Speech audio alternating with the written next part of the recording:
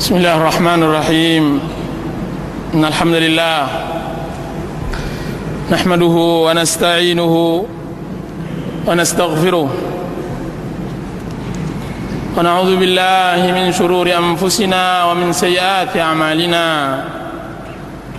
من يهده الله فلا مضل له ومن يضلل فلا هادي له أشهد أن لا إله إلا الله وحده لا شريك له وأن محمدا عبده ورسوله وأمينه على وحيه وخيرته من خلقه وسفيره بينه وبين عباده المبعوث بالدين القويم والمنهج المستقيم أرسله الله رحمة للعالمين وإماما للمتقين وحجة على الخلائق أجمعين.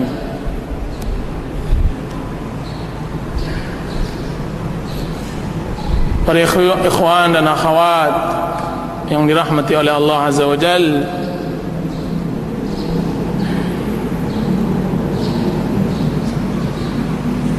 berbahagialah seorang muslim yang berjalan, yang dia sedang menuju surga kepada Allah. Di dalam hadis yang diriwayatkan oleh Ibnu Majah, Rasulullah SAW bersabda, "Man salaka tariqan yaltamisu fihi ilman sahalallahu lahu tariqan ilal jannah." Barang siapa yang berjalan, di dalam jalan tersebut dia mencari ilmu, maka Allah Subhanahu wa taala mudahkan dia untuk menuju jalan ke surga. Jalan ke surga ya ikhwan, jalan yang dicari oleh orang-orang yang saleh, oleh orang-orang yang taat kepada Allah Azza wa Jalla. Anda sedang berjalan menujunya. Di dalam hadis yang diriwayatkan oleh Imam Muslim, melalui jalan Abu Sa'id Al-Khudri dan Abu Hurairah radhiyallahu anhuma, bahwasanya Rasulullah sallallahu alaihi wasallam bersabda, "La yaq'udu qaumun yadhkuruna Allah." Tidaklah duduk satu kaum mengingat-ingat Allah Azza wa Jalla, illa haffat humul malaikah, kecuali malaikat menaungi mereka. Wa ghasyiyat humur rahmah, rahmat kasih sayang Allah meliputi mereka. Wa nazalat alaihimus sakinah, ketenangan turun pada mereka. Wa dzakarallahu fi man 'indah, dan Allah Subhanahu wa taala menyebutkan kepada makhluk yang ada di sisinya. Allahu akbar. Antum sangka mudah Allah Subhanahu wa taala menyebut seorang muslim di arsy, di langit ketujuh? Kita sangka seorang muslim mudah namanya dikenal oleh penduduk langit, sekalipun tidak dikenal oleh penduduk bumi. Rasulullah SAW bersabda, "Rubba ash'atha aghbar dhi timrain madfu'un bil abwab law aqsama 'ala Allah la abarra." Berapa banyak orang yang berpakaian kusut masai, rambutnya yang tidak bersisir, memiliki hanya 2 helai pakaian, ketika dia antri dia harus ditolak karena dia tidak dikenal. Akan tetapi jika seandainya dia bersumpah atas nama Allah Azza wa Jalla, maka Allah Subhanahu wa taala kabulkan doanya. Apa peduli bagi seorang muslim namanya tidak dikenal oleh penduduk dunia, akan tetapi namanya menggelegar di hadapan Allah Azza wa Jal. Namanya sangat dikenal oleh penduduk langit. Sesungguhnya penuntut ilmu dan yang mengajarkan ilmu dikenal oleh seluruh alam. Seluruh alam mengenalnya. Rasulullah sallallahu alaihi wasallam bersabda, Inna Allah wa malaikatahu la yusalluna ala muallimin nas al-khair. Sesungguhnya Allah dan malaikatnya, malaikat yang sangat besar, disebutkan bahwa Jibril sayapnya menutup ufuk, mendoakan kebaikan bagi orang-orang yang mengajarkan kebaikan kepada manusia.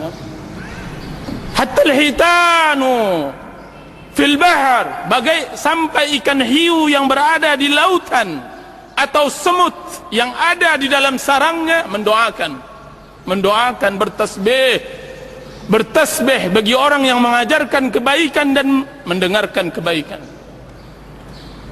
Berbahagialah wahai kaum muslimin yang hadir, dan Rasulullah SAW telah memesankan kepada kami agar kami menyatakan kepada antum-antum yang hadir, ahlan wa sahlan bi talibi ilmin, selamat datang bagi penuntut ilmu, ilmu din, ilmu yang memberikan kebahagiaan di dunia dan memberikan kebahagiaan di akhirat, ilmu abadi, ilmu Allah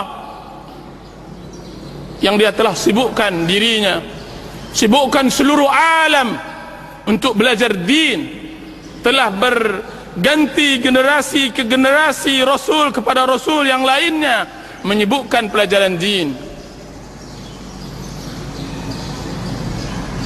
Kaum muslimin dan muslimat yang dirahmati oleh Allah Subhanahu wa taala, saya yakin hari ini ada usaha yang ditelantarkan, ada pekerjaan yang kita undurkan untuk bisa hadir di majlis ta'lim, ada waktu yang disisihkan untuk tidak bisa bercengkrama dengan keluarga dan anak-anak. Akan tetapi kita telah ikhlaskan itu untuk Allah Azza wa Jal. Seorang muslim mengikhlaskan waktunya kepada Allah, alangkah nikmatnya hidup, alangkah bahagianya hidup untuk Allah. Hari ini saya datang ke majlis ta'lim hanya lillahi Azza wa Jal, la riya'an wala sum'ah, kan tapi saya berjalan untuk menuju surga. Berbahagialah langkah, berbahagialah kaki yang telah jalan menuju surga. Akan tapi yakinlah bahwa rezeki yang kita tunda tersebut bukan di tangan kita. Banyak orang-orang yang berletih, banyak orang-orang yang menghabiskan waktunya untuk mencari rezeki, akan tapi dia tidak mengerti bahwa rezeki di sini, rezeki di majlis ta'lim. Bukankah di dalam majlis ta'lim turun rahmat Allah, rezeki Allah turun bagi orang-orang yang kesulitan untuk dibayar uangnya, bagi orang-orang yang kesulitan untuk menagih hutang yang belum selesai. Datanglah ke majlis ta'lim, sesungguhnya buhul rezeki ada di majlis ta'lim. Wa ghasyiyatuhumur rahmah, turunkan kepada mereka rahmat. Turun rahmat ya ikhwan, rahmat yang dia adalah buhul kebahagiaan. Mungkin seorang suami meninggalkan istrinya dalam keadaan marah, hatinya gundah, hatinya tidak tenang, kan tapi dia mencoba untuk hadir di majlis ta'lim ini untuk mendengarkan kalamullah dan kalam Rasulullah sallallahu alaihi wasallam. Daripada dia berangkat ke tempat-tempat maksiat, dia ingin bersimpuh mendengarkan kalamullah di sini. Duduk majalasa qaumun fi baitin min buyutillah wa yatluna kitab Allah wa yatadarasuna fi ma bainahum. Tidaklah duduk satu kaum di rumah dari rumah Allah, dan ini adalah rumah Allah, yatluna kitab Allah, dan kita sekarang sedang membaca kitab Allah Azza wa Jal, wa yatadarasun, mempelajari dan kita sekarang mempelajarinya, kecuali turun ketenangan. Tenangan di sini ya ikhwan. Suatu hari seorang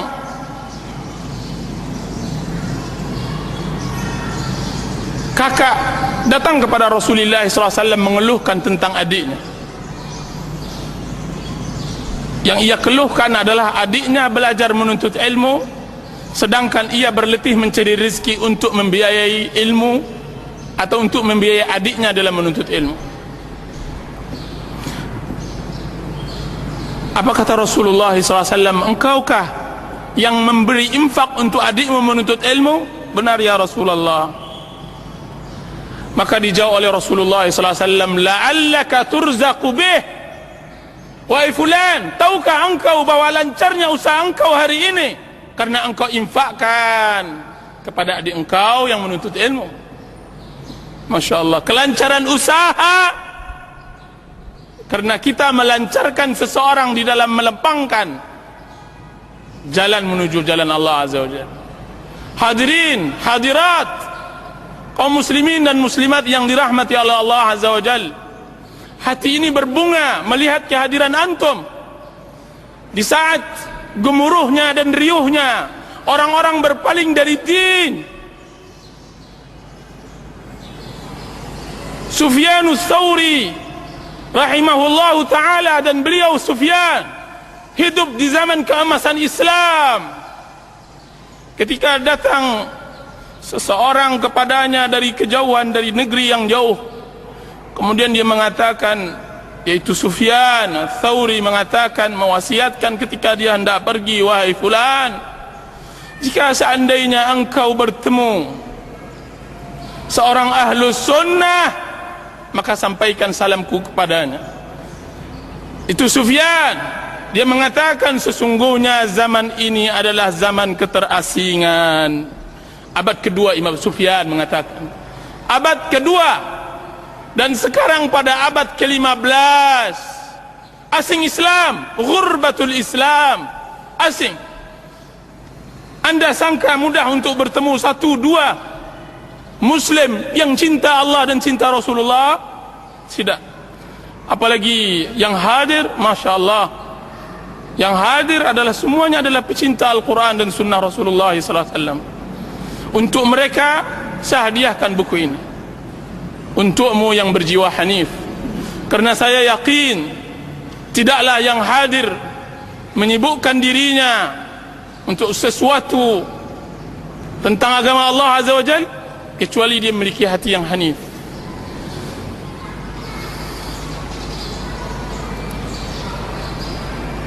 Kenapa saya mengarang buku ini?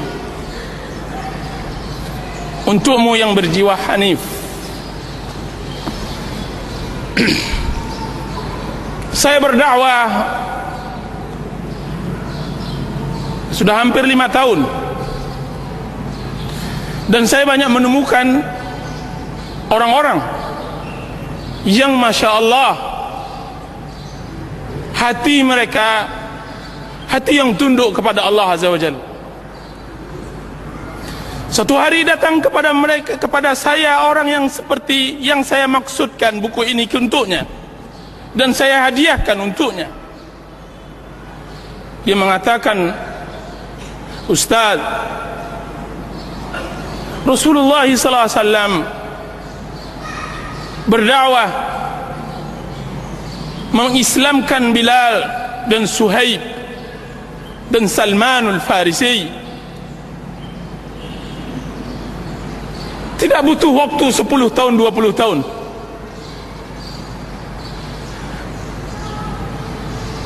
Dia mengatakan, Ustaz, jadikan diri saya sebagai Bilal. Ustaz, jadikan diri saya seperti Salmanul Farisi dan Suhaibur Rumi. Jadikan diri saya seperti sahabat Rasulullah sallallahu alaihi wasallam. Pertanyaan ini membuat saya terkesima, karena banyak di antara kita juga yang hadir di majlis ta'lim 10 tahun, 20 tahun, bahkan sudah mulai belasan tahun, akan tetapi tidak ada iman Bilal, sedikitnya akidah Suhaib, dan langkanya keyakinan Salmanul Farisi, membuat saya bertanya, bagaimana Rasulullah SAW mendidik umat yang begitu kokoh imannya dalam waktu yang sangat sebentar. Dan Bilal bin Rabah,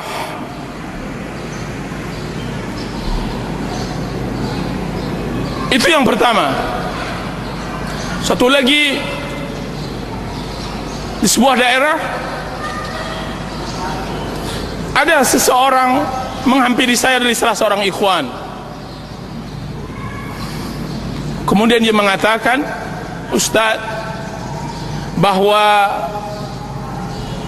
saya mengajar di taman pengajian Al-Quran di sebuah masjid.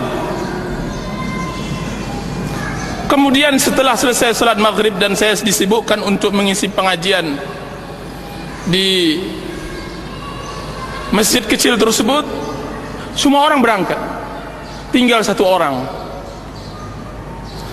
Kemudian setelah saya mengajar 1-2 orang anak, maka dia mulai mendekat kepada saya. Kemudian dia mengatakan, Ustaz, dan dia adalah Ustaz mengajar Al-Quranul Karim. Ustaz, saya ingin bertanya tentang bentuk solat saya. Untuk solat saya, apa kata Ustaz tersebut? Apa yang terjadi pada solat Bapak? Kemudian dia mengatakan, saya solat yang satu solat 2 rakaat yang saya lakukan, saya harus mengganti, atau 4 atau 2 rakaat yang saya lakukan, setiap 2 rakaat tersebut saya harus mengganti pakaian saya karena basah dengan air mata. Basah dengan air mata. Sahkah solat saya? Subhanallahal-azim. Sahkah solat saya? Pertanyaan yang baru datang, yang tiba-tiba datang kepada ikhwan kita tersebut, yang membuat dia tidak bisa sembarang menjawab. Kalau seandainya dia tanyakan apa hukum menggerak-gerakkan jari dalam solat, dia akan menjawabnya. Kalau seandainya ditanyakan tentang masalah sedekap atau lepaskan isdal, maka dia akan menjawabnya. Kalau seandainya ditanyakan apakah menjaharkan bismillah atau tidak, dia akan menjawabnya. Akan tetapi pertanyaan dalam bentuk lain. Saya salat dalam keadaan setiap selesai rakaat saya harus mengganti pakaian saya karena air mata saya terus mengalir. Sahkah salat saya? Benarkah salat saya seperti salat Rasulullah SAW? Ikhwan tersebut kepada saya pada hari pertama kali saya datang di daerah tersebut. Kemudian saya katakan, temukan saya dengan bapak tersebut. Temukan. Maka malam harinya saya bertemu dengan seorang pemuda, dan dia bukan pemuda karena dia telah menikah dan mempunyai anak, akan tetapi wajah yang kuyu, orang yang benar-benar hancur hatinya hendak bertaubat kepada Allah Azza wa Jal. Dia mengatakan, Ustaz, saya developer dan saya telah menjual dan saya telah infakkan semua harta saya, tinggal Cup 70 Honda Cup 70 di depan rumah ini, dan saya takut akan azab Allah. Subhanallah, saya takut akan azab Allah. Orang seperti itu adalah orang yang berjiwa hanif. Untuknya saya karang tulisan ini. Satu hari lagi salah seorang pejabat, mudah-mudahan dia mendengar apa yang saya sampaikan, semua maksiat dia lakukan. Dia mengatakan kepada saya, Ustaz, tidak ada maksiat kecuali telah saya lakukan. Setiap kali saya ke Jakarta, seharusnya saya berangkat hari Jumat, maka saya berangkat biasanya hari Selasa atau Rabu. Terang bagi saya Jakarta tersebut, sibuk bagi saya Jakarta tersebut, Ustaz. Dia katakan begitu. Terang karena banyak maksiatnya. Kemudian suatu hari saya mengisi pengajian, menceritakan tentang kisah Uwais Al-Qarni, bagaimana baktinya kepada orang tuanya. Tiba-tiba dan dia laki-laki, dia orang besar.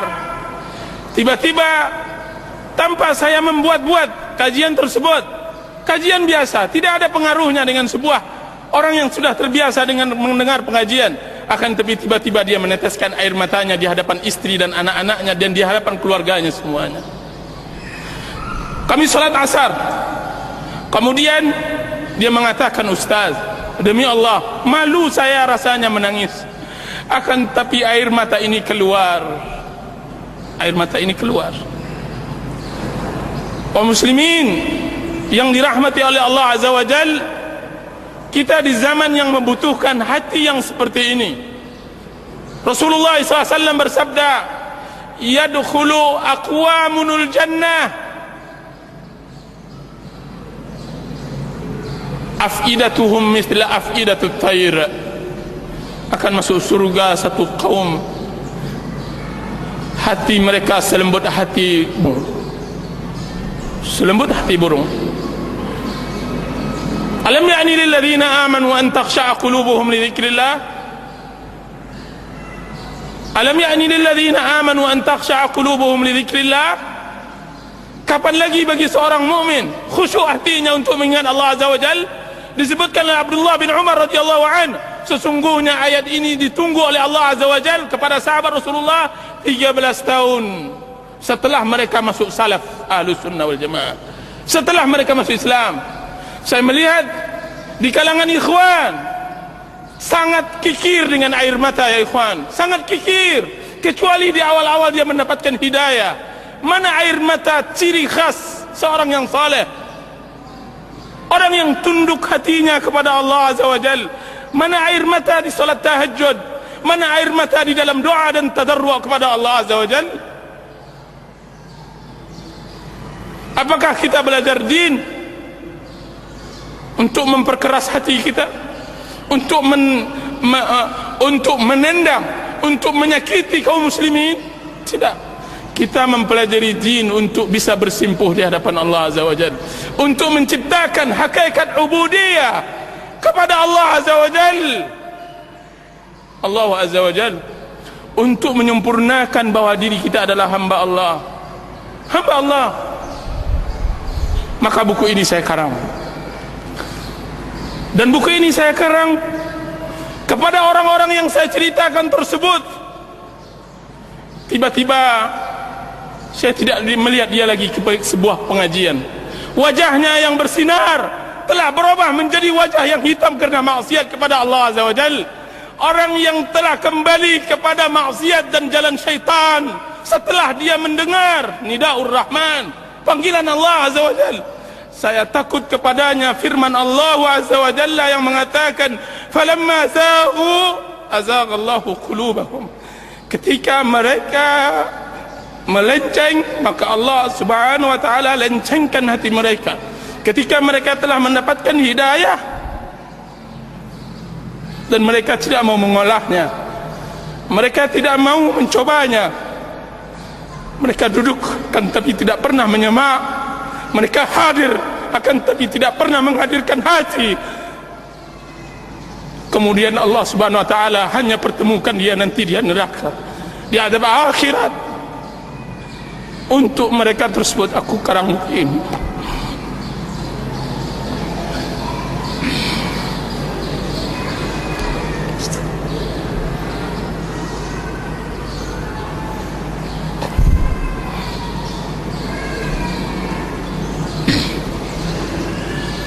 Para ikhwan dan akhwat yang dirahmati oleh Allah Azza wa Jalla, hadir di majlis ta'lim adalah kebahagiaan. Hadir, duduk bersimpuh mendengarkan kalam Allah adalah kebahagiaan. Maka kita mulai mengkaji apa makna hanif. Saya sengaja akan menyebutkan untukmu yang berjiwa hanif, apa yang disebut dengan makna hanif.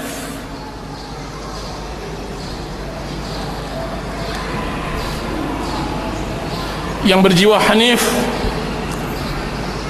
dialah orang yang ketika diingatkan maka dia teringat, ketika dinasihatkan maka dia tersentuh dan terenyuh. Allah Subhanahu wa taala berfirman, Fadzakir fa inna dzikra tanfa'ul mu'minin. Berilah peringatan, sesungguhnya peringatan tersebut memberi manfaat kepada kaum mukminin. Berilah nasihat, berikan nasihat, sesungguhnya nasihat tersebut akan memberi manfaat kepada kaum mukminin. Orang yang hanif adalah orang yang memiliki hati yang salim, hati yang menjadi modal untuknya bisa masuk surga. Allah Subhanahu wa taala berfirman, "Yauma la yanfa'u malun wala banun illa man atallaha biqalbin salim." Hari yang tidak ada manfaat, hari itu harta dan anak-anak, kecuali bagi orang yang membawa hatinya yang salim, membawa hatinya yang salim. Yauma yanfa'u malun wala banun, hati yang salim, hati yang bersih dari dengki, hasad, hati yang condong kepada tauhid dan jauh kepada syirik, hati yang cinta terhadap akhirat dan benci terhadap kehidupan dunia yang memukau, hati yang bersih dari syahwat yang dapat menghalangi dirinya dari larangan Allah, hati yang jauh dari syubhat yang dapat menghalanginya untuk menerima kabar Allah Azza wa Jalla.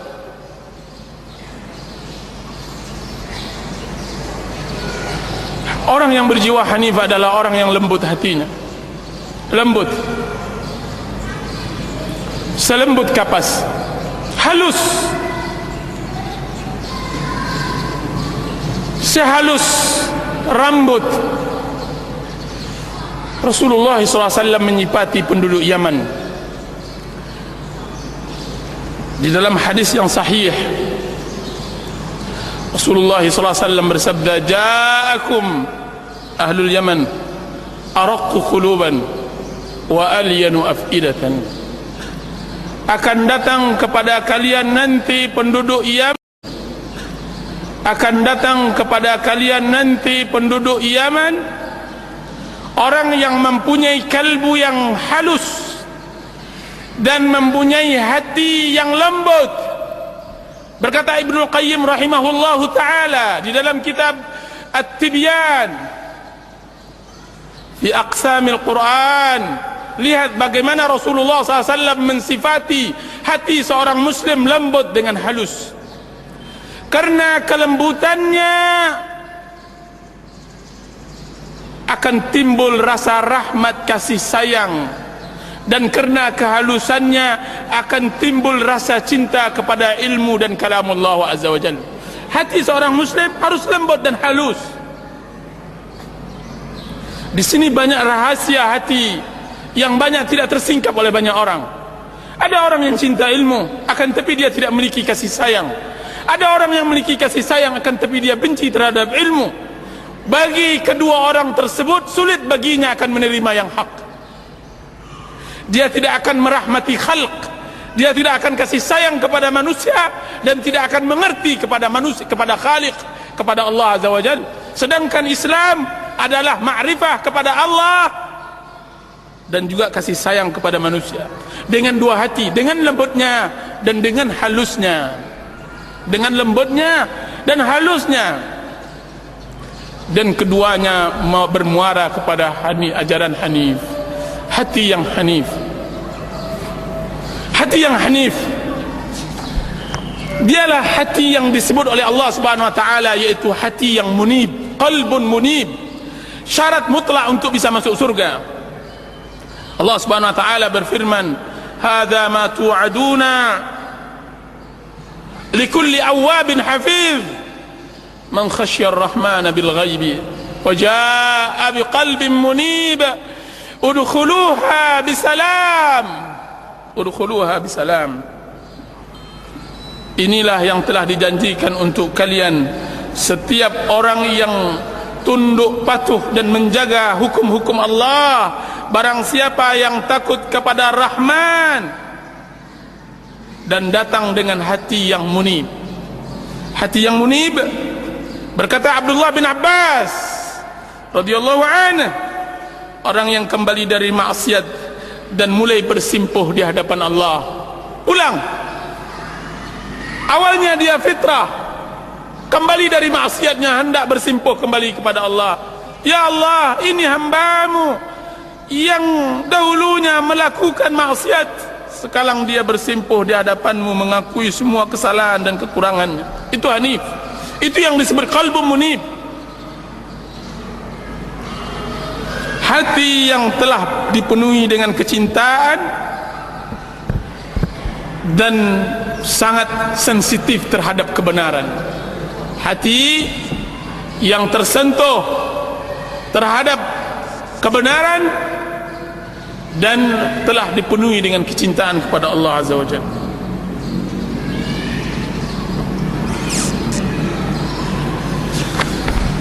Kaum muslimin dan muslimat yang dirahmati oleh Allah Azza wa Jalla, kemana hendak kita cari hati yang hanif ini? Kemana kita hendak cari hati yang hanif?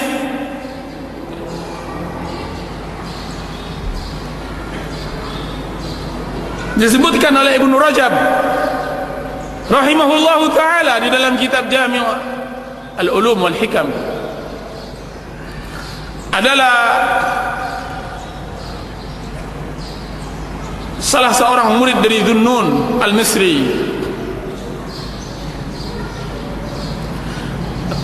Berjalan di banyak jalan, dia mengatakan, ahin aina qalbi, man wajada qalbi. Dia berkata di setiap jalan, bertemu dengan seorang anak, kemudian dia mengatakan, di mana hatiku? Siapa yang menemukan hatiku? Di mana hatiku?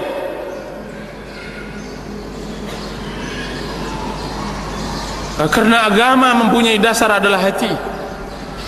Allah Subhanahu wa taala mengatakan, inna fi dzalika la dzikra liman kana lahu qalbun aw alqa as-sam'a wa huwa syahid. Sesungguhnya itu semua agama peringatan bagi orang yang memiliki hati. Setiap orang memiliki hati, akan tapi yang dimaksud oleh Allah hati yang salim, yang munib, dan dia mendengarkan dan dia menyaksikan. Mendengar, menyaksikan, memiliki hati. Sekarang pertanyaannya, kemana hendak kita cari hati tersebut? Sebagaimana tukang sampah mencari sampah, dan dia bukan sampah, dia adalah nikmat yang paling besar. Jika seandainya kita seorang muslim, tentu kita akan cari hati tersebut. Pertanyaannya, di mana hati tersebut kita hendak cari? Salah seorang murid Dhunnun yang saya katakan tadi, di jalan-jalan, dia mengatakan, ahin aina qalbi. Sebagian kaum muslimin zaman sekarang beramal dengan suatu amalan, dia berbangga dengan amalnya. Subhanallah, tidak mengerti akan kedudukan. Berbuat sedikit tentang Islam, dia sudah pongah menengadahkan kepalanya dan menghina orang lain. Kan tapi hati yang hanif tidak. Dia menyibukkan dirinya, dia menyibukkan dengan dosanya. Dia mengatakan, aina qalbi, aina qalbi, man wajada qalbi. Mana hatiku? Siapa yang mendapatkan hatiku? Berikan kepadaku, berikan. Abu Hurairah radhiyallahu anhu, setiap kali beliau mengajarkan anak-anak kecil, disiumnya anak tersebut, kemudian dia mengatakan, paman kalian ini banyak dosa, maka istighfarkanlah, ampunkanlah kepada Allah, kalian masih suci. Abu Hurairah mencari hatinya di depan anak-anak tersebut, meminta ampun kepada Allah, sampai nyaris timbul keputusasaan oleh orang yang berjalan di tepi jalan mencari hatinya. Putus asa. Sampailah dia memasuki sebuah gang, kemudian dia duduk di sebuah tempat duduk di tepi jalan, kemudian dia tafakkur. Dia letakkan kedua tangannya, air matanya mengalir. Akankah Allah memberi taubat kepadanya setelah maksiat sejauh ini? Akankah Allah Subhanahu wa taala memberikan pengampunan kepadanya dan dia adalah hamba Allah? sepanjang masanya melawan Allah dengan maksiat dan pembangkangannya kepada Allah, nyaris dia berputus asa. Tiba-tiba terdengar kegaduhan di dalam rumah, bertengkar, terdengar suara keras sang ibu memarahi anaknya. Dia terbangun dari sebuah pemikirannya tadi, terbangun. Seorang ibu memarahkan anaknya yang kecil, umur 4 tahun. Tiba-tiba pintu belakang rumah dibuka oleh ibunya tersebut. Kemudian anaknya tersebut diusirnya. Kemudian dihempaskannya pintu tersebut sampai berbunyi keras. Kemudian dia katakan, "Enyahlah engkau wahai anak durhaka, pergilah engkau dari rumahku. Jangan tempati lagi ibu, jangan sebutlah ibu-ibu ini ibumu. Jauhlah dari engkau, anak engkau adalah anak pembangkang, pelaku maksiat." Anak umur 4 tahun. Kemudian anak tersebut menangis, mencoba pergi ke tepi-tepi gang agar dia dapat singgah. Akan tapi anak tersebut, kemana hendak dia berlindung lagi? Kemana dia akan menetap? Kemana dia akan menginap malam? Maka dia balik lagi ke rumahnya. Kemudian ditempelkannya pipinya ke pintu tersebut. Kemudian dia mengatakan, ahli ibadah ini melihat tingkah laku anak tersebut. Kemudian anak tersebut mengatakan, "Ya ummah, ya ummah, wahai ibu, man yaftahu liyal babu idza ughliqat babaka anni, idza aghlaqti babaka anni." Wahai ibu, pintu mana lagi yang bisa terbuka untukku jika seandainya pintumu telah tertutup untukku? Tidak ada lagi. Pintu mana yang bisa menutup, yang akan terbuka untukku jika seandainya pintumu telah tertutup bagi? Wahai ibu, siapa pula yang dapat mendekatkan dirinya kepadaku jika seandainya bukan engkau? Wahai ibu, jika siapa lagi yang dapat menyayangiku jika seandainya engkau telah murka kepada aku? Anak tersebut, kemudian dia terjatuh di tanah tersebut. Kemudian dia letakkan pipinya di tanah tersebut. Kemudian dia menangis. Dia menangis untuk dibukakan pintu, dan dia tidak akan berbuat lagi kesalahan. Dia tidak akan kembali lagi kepada perbuatannya yang lama. Sang ibu mendengar ucapan sang anak, siapa ibunya? Siapa ibu yang begitu keras hatinya sehingga dia tidak mendengar teriakan dan tangisan sang anak? Maka sang ibu tersebut melihat di celah-celah rumah papannya tersebut, dilihatnya perlakuan anaknya tersebut. Tidak sampai hatinya, tidak tega. Kemudian dibukakan pintunya olehnya. Kemudian anaknya tersebut diangkatnya. Kemudian dibersihkannya pipinya dari tanah dan debu. Kemudian dipeluknya. Kemudian dia mengatakan, "Wahai penyejuk pandanganku, siapa pula yang tidak tersentuh dengan ucapan? Siapa ibu yang mengusir anaknya? Wahai anakku, sebutkan." Tidak ada ibu yang mengusir. Akan tetapi engkau telah berbuat kesalahan, dan ibu akan memaafkan. Kau telah berbuat kesalahan, ibu memaafkanmu. Kemudian apa kata abid ahli ibadah tersebut? "Al-an wajada qalbi." Sekarang baru saya dapatkan hatiku. Sekarang aku temukan hatiku. Sekarang saya temukan hatiku. Saya dapat, saya peroleh. Kiranya begitulah kita seorang muslim bermuamalah kepada Allah. Siapa yang dapat membuka pintu jika seandainya pintu Allah sudah tertutup? Siapa yang dapat memberikan kasih sayang jika seandainya Allah telah murka? Siapa pula yang memberikan pembelayan, rahmat dan maghfirahnya jika seandainya Allah Subhanahu wa taala telah melaknat kita? Nauzubillah. Nauzubillah.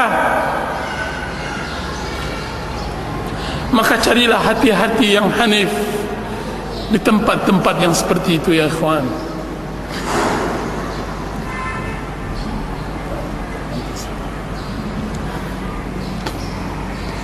Carilah hati yang hanif.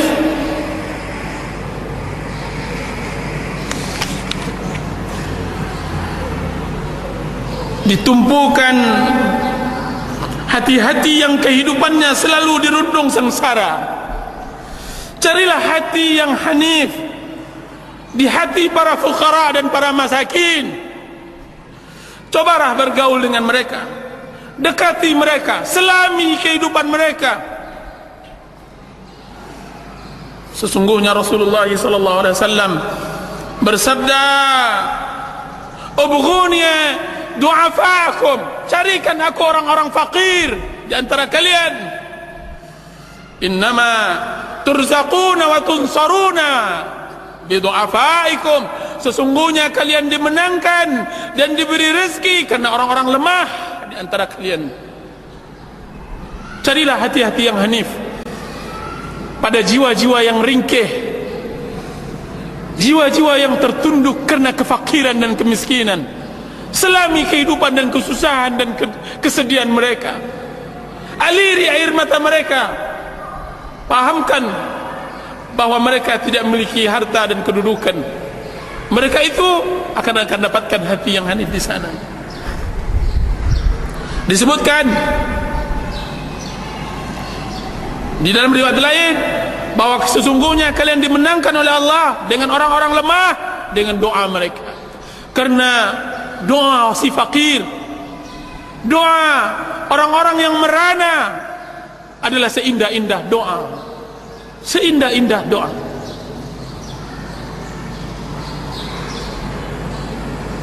Tidak biasanya saya berinfak di tengah jalan.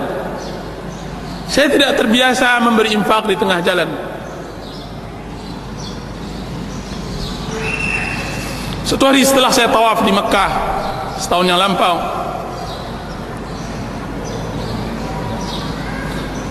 saya hendak pulang ke hotel. Sebagaimana biasa kita keluar, banyak-banyak orang-orang yang meminta infak, sedekah. Biasanya saya tidak perhatikan, saya tidak pedulikan.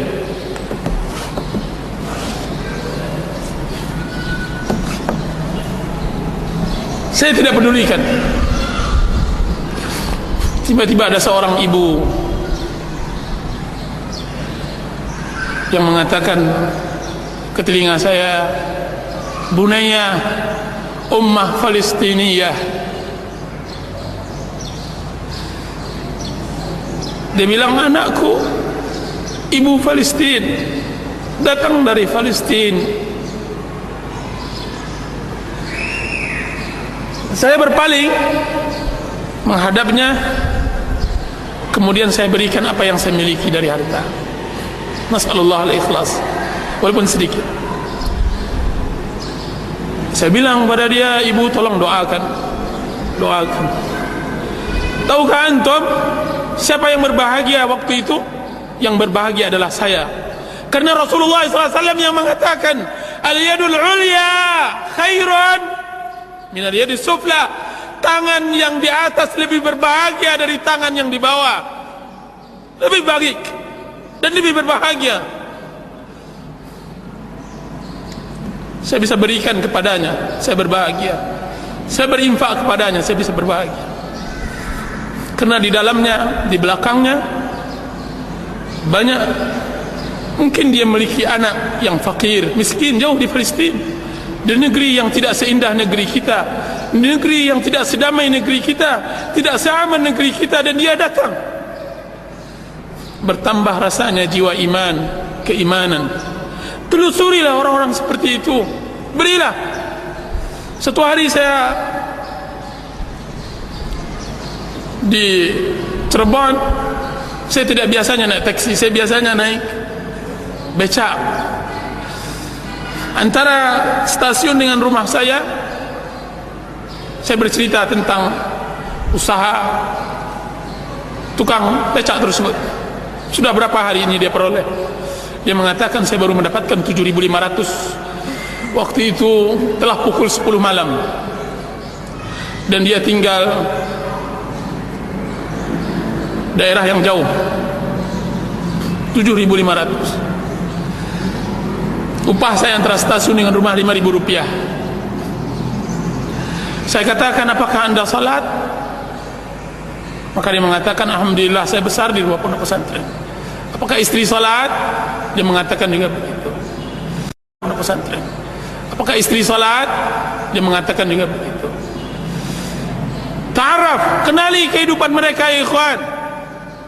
Kemudian saya berikan uang hanya 20.000 rupiah.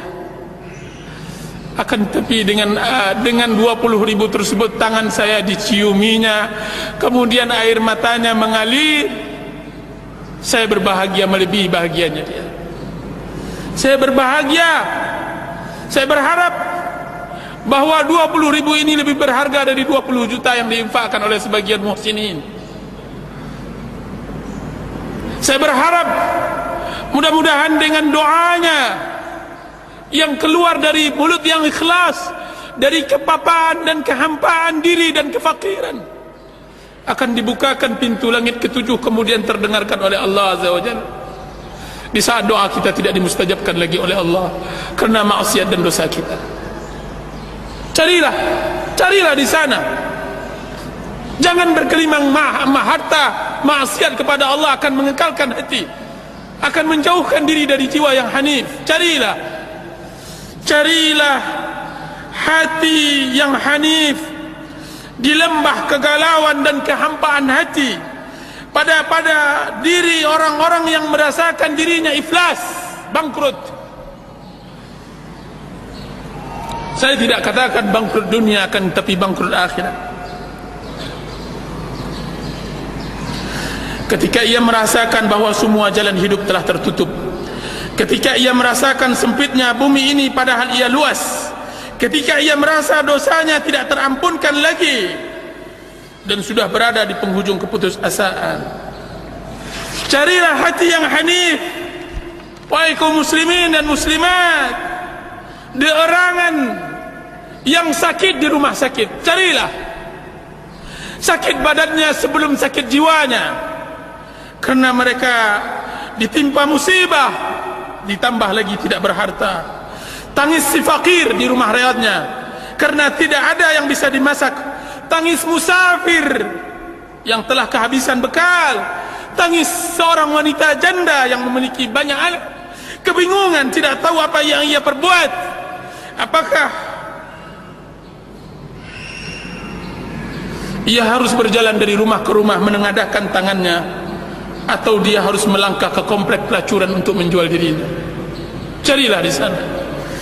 Carilah hati yang hanif pada tangis muallim, seorang guru yang mendekatkan diri kita kepada Allah Azza wa Jal, menceritakan tentang kebesaran Allah. Tangis ahli ibadah yang sedang bermunajat di sebuah sudut masjid, berdoa tadarru' kepada Allah Azza wa Jalla.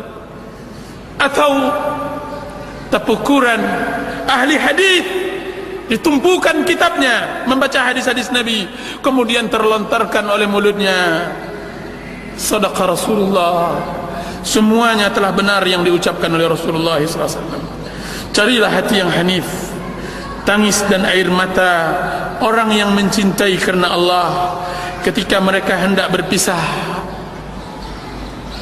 Lihatkah antum, dua orang saling mencintai karena Allah, berpisah, saling berpelukan kemudian menangis.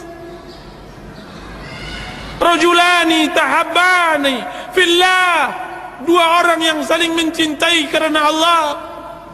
Dia adalah satu dari 7 kelompok yang diberi perlindungan, yang tidak ada perlindungan kecuali perlindungan Allah Azza wa Jal. Tangis tersebut akan anda dapatkan hati yang hanif di sana, hati yang jujur, hati yang bersih. Untuk mereka itu aku hadiahkan kitab ini.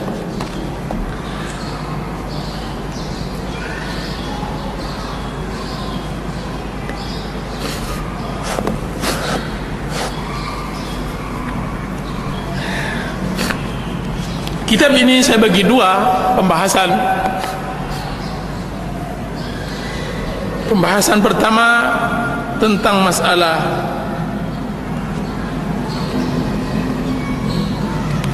sifat-sifat hati yang hanif, sifat-sifat manusia yang mendapatkan hidayah kepada Allah.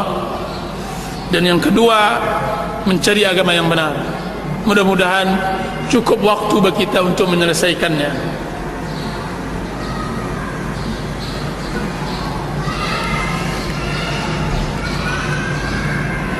Unsur poin yang berikutnya saya beri judul, kembalilah kepada Allah dan bertaubatlah. Kembalilah kepada Allah dan bertaubatlah. Dan maaf, mungkin judulnya juga belum ada di sini, atau saya bentukkan dengan judul lain, karena ini adalah kajian yang nanti insyaallah bedah buku. Sekarang sedang bedah buku, tapi insyaallah dalam bentuk motivasi dan semacamnya. Kembalilah kepada Allah dan bertaubatlah.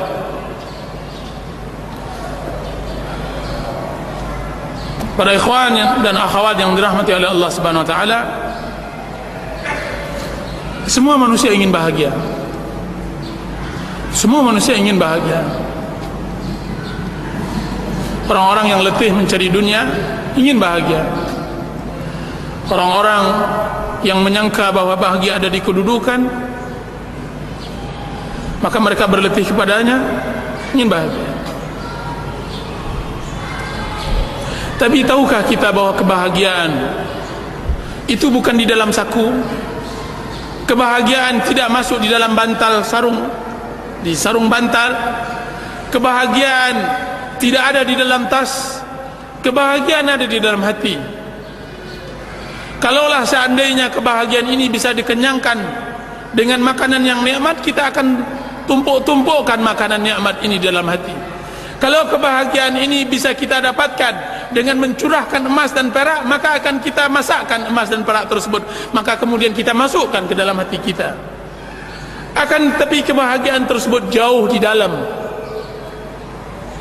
Dan tahukah antum bahwa bertaubat kepada Allah adalah kebahagiaan?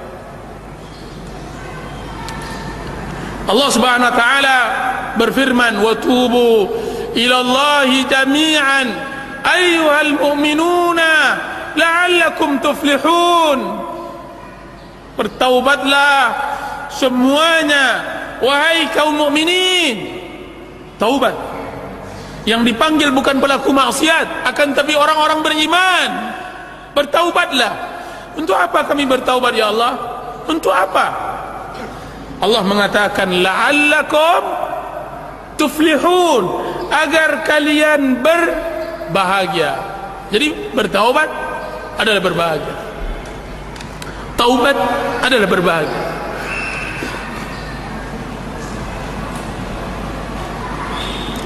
Ketika saya berada di Multazam sulusul akhir, di pertiga akhir Ramadan, di pertiga akhir malam, setelah saya tawaf, saya hendak bermunajat kepada Allah Azza wa Jalla di daerah yang, di tempat yang sangat mustajab, di rumah Allah, di Baitullah. Kemudian awalnya biasa saja, doa yang saya panjatkan biasa saja. Tiba-tiba datang seseorang yang berdoa kepada Allah seperti seorang ibu kehilangan anaknya di masa gempa atau di musim tsunami. Menangis tersuduh-suduh. Tidak saya sangka kiranya tangisnya tersebut terimbas kepada saya. Terimbas pula. Maka saya rasakan nikmatnya hidup, bertaubat kepada Allah Azza wa Jalla kena tangis orang yang sebelah. Tangis. Antum sangka tidak ada orang yang mendoakan keadaan kaum muslimin? Subhanallah, saya dengar di telinga saya seseorang yang di sebelah saya tersebut mendoakan keadaan kaum muslimin. Ya Allah, unsur kaum muslimin di Palestina, di Irak, di mana-mana. dia berdoa dengan khusyuknya, bertaubat kepada Allah, nikmat. Taubat kepada Allah, bahagia. Air mata yang keluar akan memberikan kebahagiaan, kelapangan hidup.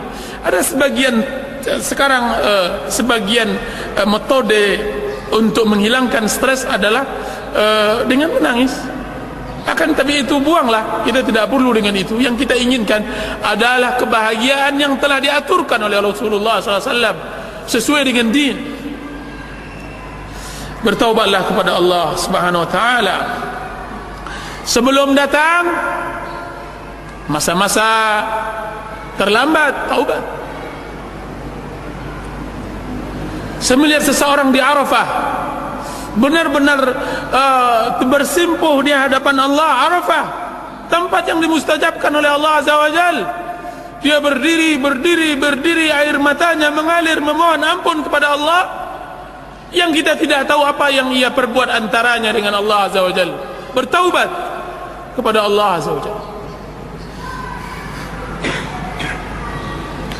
Alangkah nikmatnya maksiat jika seandainya setelahnya diiringi dengan taubat kepada Allah Azza wa Jalla. Kalla innal insana la yatgha ar-ra'ahu istaghna inna ila rabbikar ruj'a. Ketahuilah demi Allah, tidak sama sekali manusia benar-benar melampaui batas ketika dia melihat dirinya merasa cukup, ketika dia berada puncak-puncak kesombongannya, tiba-tiba dia kembali kepada Allah. Inna ila rabbikar ruj'a. Sesungguhnya kepada Rabbnya lah dia kembali. Dia bersimpuh seperti seorang hamba yang berusaha menjadi majikan, kemudian dia luluh di hadapan majikan. Dzat al-qahhar al-khaliq ar-razzaq. Setelah itu dia ditangkap oleh pengawal majikan tersebut, ditendang, kemudian diikat, dibelenggu, kemudian disujudkan kepada majikannya. Kemudian dia mengatakan, ampunkan diriku ya majikan, ya Allah, dari semua dosa-dosa. Aku Fir'aun, cuma Fir'aun lebih berani dari diriku. Fir'aun berani mengucapkan ana rabbukumul a'la dengan lisannya, dan dia adalah pemberani. Aku adalah Tuhanmu yang tertinggi, dan aku adalah orang yang pengecut. Aku tidak berani mengucapkannya, akan tapi perbuatan dan hati dan lisan mengarahkan bahwa seakan-akan aku adalah Tuhan. Aku yang membuat keadaan, aku yang menjernihkan dan mengeruhkan, aku yang mendatangkan rezeki, aku yang menentukan takdir, bukan engkau ya Rabb. Sudah begitu besar dosaku kepadamu, ampunkan, kini aku adalah hamba yang bersimpuh, yang tidak ada daya dan tidak ada upaya kecuali engkau yang menentukan. La haula wa la quwwata illa billah. Jika seandainya kita telah bertaubat kepada Allah, maka pastikan Allah Maha Pengampun. Allah Maha Pengampun. Nabi ibadi anni anal ghafurur rahim. Allah Subhanahu wa taala mengatakan dalam surah Hijr, Nabi ibadi anni anal ghafurur rahim. Kabarkan kepadaku, kabarkan wahai Muhammad kepada hamba-hambaku, sesungguhnya aku adalah zat yang Maha Pengampun dan Maha Penyayang. Kabarkan kepada mereka. Ya ibn Adam, wahai anak Adam, innaka ma da'awtani wa rajautani ghafartu laka ma kana minka wala ubali. Wahai anak Adam, selagi engkau berdoa kepadaku, berharap kepadaku, meminta ampun kepadaku, maka aku tidak peduli dengan apa yang engkau miliki dari maksiat kepada Allah Azza wa Jalla. Selagi engkau berdoa dan bersimpuh, maka aku tidak peduli. Ya ibn Adam, lau balagat dhunubuka anana as-sama'. Wahai anak Adam, sekiranya dosamu sampai setinggi langit, summa astaghfartani, kemudian engkau memohon ampun kepada aku, ghafartu laka wala ubali, aku ampunkan engkau dan aku tidak peduli. Ya ibn Adam, innaka law ataitani biqurabil ardi khataya thumma laqitani la tusyrika bi syai' la ataituka biqurabiha maghfiratan. Wahai Adam, jika seandainya engkau menghadapku dengan sebesar bumi maksiat, kemudian engkau datang kepadaku bersimpuh memohon ampun, maka aku akan datangkan sebesar bumi pula pengampunan. Allahu Akbar, Allahu Akbar. Hambaku, man taqarraba minni shibran taqarrabtu minhu dhira'an. Siapa di antara kalian yang hendak mendekatkan dirinya kepadaku satu jengkal, aku akan mendekatkan diriku kepadanya satu depa. Wa man atani yamshi ataitu harwala. Siapa yang datang kepadaku berjalan, aku akan mendatanginya berlari. Ibadi, hamba-hambaku, sesungguhnya aku membentangkan tanganku untuk memaafkan seseorang yang melakukan maksiat pada malam harinya, orang yang beristighfar pada malam hari, dan aku membentangkan tanganku pada siang hari untuk pelaku maksiat yang melakukan maksiat pada malam hari. Allahu Akbar.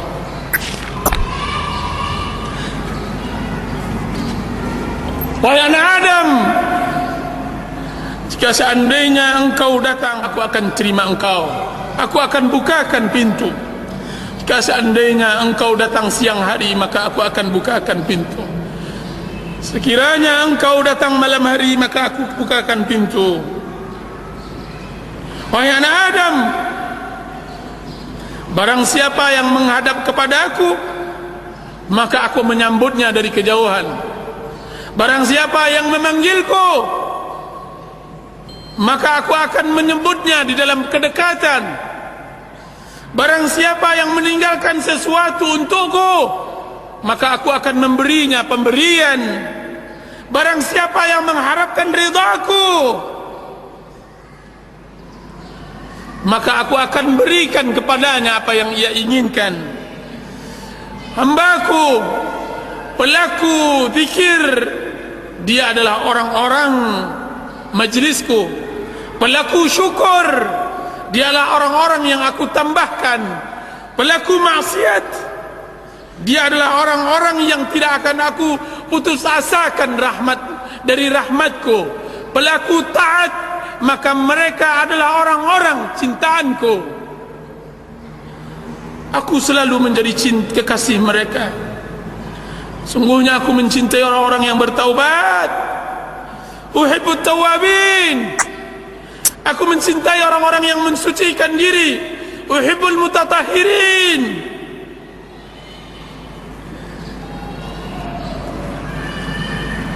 Jika seandainya mereka bertaubat, jika seandainya mereka tidak bertaubat, maka aku adalah tabib mereka. Aku akan timpakan kepada mereka musibah yang dapat mengurangi maksiat mereka. Itu nukilan dari apa yang disebutkan oleh Ibnu Qayyim rahimahullah di dalam kitab Zadul Ma'ad.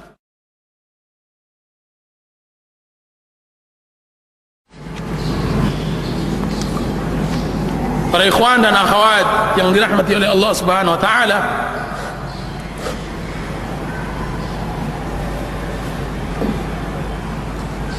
jujurlah dalam bertaubat.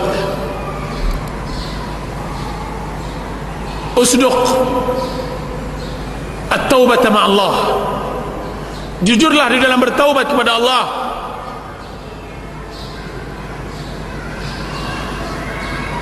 Di antara tanda taubat yang benar, dan ini juga kita terangkan di dalam buku ini, di antara taubat yang benar adalah perasaan rendah diri di dalam hati, kemudian pengagungan terhadap Allah Azza wa Jalla. Orang yang jujur bertaubat kepada Allah adalah orang yang menyempurnakan ibadahnya kepada Allah. Sempurnanya ibadah seseorang dengan dua hal: pengagungan terhadap Allah Dan yang kedua, penghinaan diri kepada Allah. Semakin besar pengagungan seseorang kepada Allah, dan semakin dia rendahkan dirinya di hadapan Allah, semakin sempurna ibadahnya, ubudiyahnya, penghambaan dirinya kepada Allah. Tidakkah lihat antum orang yang tidak pernah sujud satu kali pun kepada Allah Azza wa Jal, tiba-tiba ditimpakan musibah. Ketika dia mendapatkan musibah tersebut, hatinya luluh. Tidak ada ikatan yang kuat kecuali ikatan Allah. Tidak ada tali yang kuat kecuali tali Allah. Akhirnya dia berkata, as'aluka bi'isika wa dhulli illa rahimtani. Aku memohon dengan keagunganmu ya Allah dan kekerdilan diriku, kecuali engkau rahmatkan aku, berikan limpahkan rahmatmu. As'aluka biquwwatika wa dha'fi. Aku memohon kepadamu dengan kekuatanmu dan kelemahanku. Wa bighinaka anni wa faqri ilaik. Kekayaanmu, aku memohon kepadamu dengan kekayaan yang kau miliki, dan kefakiran diriku yang aku miliki. Hadhihi nasiyatil kadhibah al-khati'ah baina yadaik. Ini ubun-ubunku yang selalu berbuat maksiat, kesalahan, bersimpuh di hadapanmu. Abiduka siwaya kathir. Hambamu selain diriku sangatlah banyak. Hambamu sangat banyak. Walaysa li sayyidun siwak. Dan aku tidak memiliki majikan kecuali engkau. Hambamu selain diriku sangatlah banyak, dan aku tidak memiliki majikan kecuali engkau. Ya Rahman, Ya Rahim. La malja wa la manja illa ilaih. Tidak ada jalan keselamatan, tidak ada tempat perlindungan kecuali kepada dirimu. As'aluka mas'alatal miskin. Aku memohon permohonan orang-orang yang miskin, orang-orang yang lemah. Wa abtahilu ilaika ibtihal al-khadi' al-dhalil. Aku memohon kepadamu dengan permohonan orang-orang yang membutuhkan, yang hina. Wa ad'uka du'a al-khaif ad-darir. Aku memohon kepadamu dengan doa orang yang takut, yang cemas, lagi buta. Permohonan yang telah tunduk hatinya, yang telah jatuh air matanya, yang telah benar-benar bersimpuh dirinya. Antum tidak akan lihat bagaimana nikmatnya beribadah kepada Allah dengan dua hal tadi: penghinaan diri kepada Allah dan penghinaan diri kepada Allah dan pengagungan Allah Azza wa Jalla. Periksalah seluruh doa di dalam sunnah Rasulullah, di dalam Al-Quran dan hadis, maka kedua-duanya ada dalam hal itu.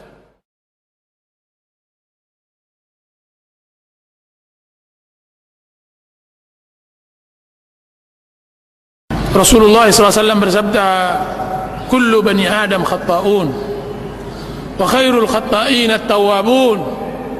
Setiap anak Adam berdosa, dan setiap yang berdosa hendaklah bertaubat kepada Allah Azza wa Jalla.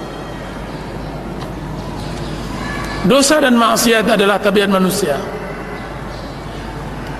Siapa yang bisa bersih dari dosa kecuali yang dimaksumkan oleh Allah Subhanahu wa taala dari kalangan nabi dan rasul?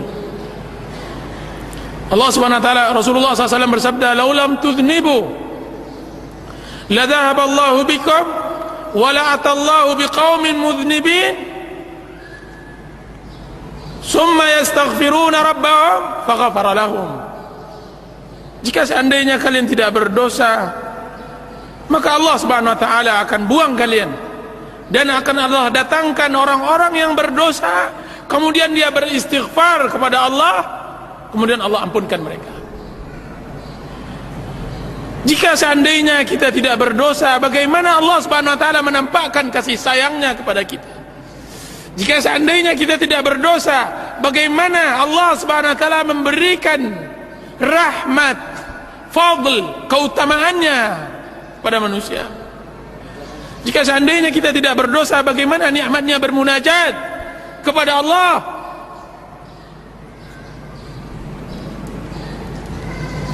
Adam alaihi salam kedudukannya lebih baik setelah dia melakukan berdosa daripada sebelum melakukan berdosa. Kedudukannya lebih baik setelah berdosa daripada sebelum berdosa. Apa kata Allah di dalam sebagian athar dinukilkan oleh Ibnu Qayyim rahimahullahu taala, wahai Adam, dahulunya engkau datang kepada aku sebagaimana datangnya raja kepada raja, akan tapi sekarang engkau datang kepada aku sebagaimana datangnya budak kepada majikannya. Dan alangkah nikmatnya hidup menjadi budak Allah, hamba Allah, menghambakan diri kepada Allah Azza wa Jalla. Ibnu Qayyim rahimahullah mengatakan, aninul mudnibin ahabbu ilayya min tasbihil mudillin. Rintihan orang-orang yang berdosa lebih aku cintai daripada tasbih orang-orang yang sombong beribadah kepada Allah Azza wa Jalla. Orang-orang yang sombong dia bertasbih, lebih hebat lagi tangisan orang yang melakukan dosa. Ibnu Qayyim rahimahullah juga mengatakan di dalam kitab Wabilus Sayyid, berapa banyak dosa seseorang mengantarkannya kepada surga, dan berapa banyak pula maksiat dosa pahala seseorang atau amal saleh seseorang mengantarkannya kepada neraka. Amal baik seseorang mengantarkannya kepada neraka. Kenapa? Karena ketika seorang hamba melakukan maksiat kepada Allah, dia bawakan dirinya bahwa dia adalah orang yang berdosa, hamba yang seharusnya beribadah, memenuhi dirinya dengan cinta, tunduk, tawakal. Sekarang dia telah berpaling, kemudian dia kembali bertaubat, bersimpuh, bertawakal, bermunajat kepada Allah, dan dengan dosanya tersebut, melalui dosanya tersebut, dia bisa bermuamalah di dalam ibadahnya kepada Allah, maka memasukkan dia ke surga. Ghamidiyah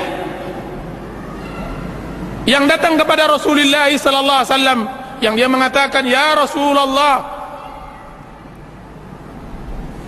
inni zanaitu fatahhirni. Ya Rasulullah, inni hubla minaz zina fatahhirni. Ya Rasulullah, sungguhnya aku hamil, sesungguhnya aku hamil dari zina, maka sucikan diriku. Ghamidiyah. Terus apa yang terjadi? Rasulullah SAW menolak, tidak melihat. Dan lagi wanita tersebut dia mengatakan, ya Rasulullah, tahirni, sucikan diriku. Balik lagi dia ke sini, dia sucikan. Ya Rasulullah, saya mengerti bahwa engkau akan menolakku sebagaimana engkau tolak Ma'iz. Rasulullah SAW menolak Ma'iz. Apa kata Rasulullah SAW? Tidak, aku tidak akan tegakkan sampai engkau melahirkan. 9 bulan Ghamidiyah tersebut dipecut oleh maksiatnya, dibelut oleh zina dan perbuatan fahishahnya kepada Allah Azza wa Jal. Akan tapi kepada Allah Azza wa Jal, akan tapi pecutan maksiat tersebut mengantarkannya untuk bertaubat kepada Allah. 9 bulan dia datang lagi kepada Rasulullah, dia bawa bayi tersebut, kemudian dia mengatakan, ya Rasulullah, ini bayi saya, anal mar'atul lati ji'tuka wa kuntu hubla minaz zina. Akulah wanita yang dahulunya datang kepada engkau yang mengatakan aku berzina, kemudian sucikan aku. Ini dia anakku ya Rasulullah, sucikan diriku. Panas maksiat masih membakarnya, hararatul maksiyah masih membakarnya, sehingga dia terus terpaku atas maksiat tersebut dan bertobat kepada Allah. Apa kata Rasulullah? Tidak, hatta taftimih, sampai engkau menyapihnya, menyapih anak bayi tersebut. Pulang lagi dia dalam keadaan keputus asa, dalam keadaan kesendirian, kesedihannya, karena dia sudah bosan dengan kekotoran badannya. Dia hendak mensucikan dirinya kepada Rasulullah. Kemudian 2 tahun lebih dia menyapi anak tersebut, dan untuk ketiganya dia nggak mau ditolak. Dia tidak mau ditolak. Diambilnya potongan roti, kemudian diletakkan ke tangan anak tersebut. Kemudian dia datang lagi, ya Rasulullah, saya wanita yang dahulunya datang kepada engkau berzina, kemudian engkau suruh aku pulang, kemudian engkau katakan harus dilahirkan dahulu, kemudian engkau pulangkan lagi saya, kemudian ini dia.